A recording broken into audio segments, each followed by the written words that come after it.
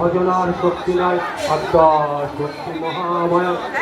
কিছুক্ষণের মধ্যে স্নান আরম্ভ হবে। হরে কৃষ্ণ, এই বাড়িটা হলো কৃষ্ণ নামে প্রচারিত কৃষ্ণ। আমরা কৃষ্ণের কাছে যাওয়ার আগে আত্মা শক্তির মহামায়ার পূজা করি। আমরা কৃষ্ণের কাছে যাব। দেখেন একদিকে কোনায় কিন্তু একটা তুলসী মন্ত্র আছে আর একটা কৃষ্ণ বৃদ্ধ আছে, পূজা হবে।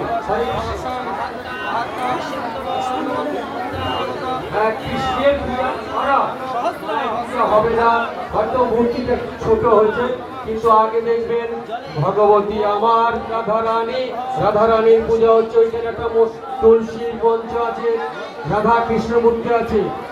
হচ্ছে তত্ত্ব কাঞ্চন রাধে বৃন্দাবনেশ্বরী বিশুভানু সুতং দেবী নমামি হরি প্রিয়ে। সবাই একটু হাত তোলেন, দু হাত তুলে রাখেন। বৃন্দা দেবী বলো, বৃন্দা দেবী বৃন্দা দেবী বলো, রাধে রাধে রাধা রানী রাধা রানী রাধা রানী। ভালোই লাগলো যারা হাত তুললেন, আর যারা একটুখানি তুলেছেন। পূর্ণ হাত তুলতে হয়, জোর করে পূর্ণ হাত তুলবেন, একেবারে সারেন্ডার, আত্মসমর্পণ। যারা আসছেন সামনে, যারা আছেন একটু বসে পড়ে করুন। হ্যাঁ, হাত তুলেন, বলি ও জয় জয় রাধে রাধে রাধে। হ্যাঁ, সুন্দর লাগছে।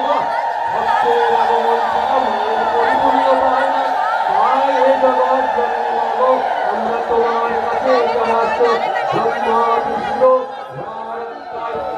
যিনি বসে আছেন, যিনি তাই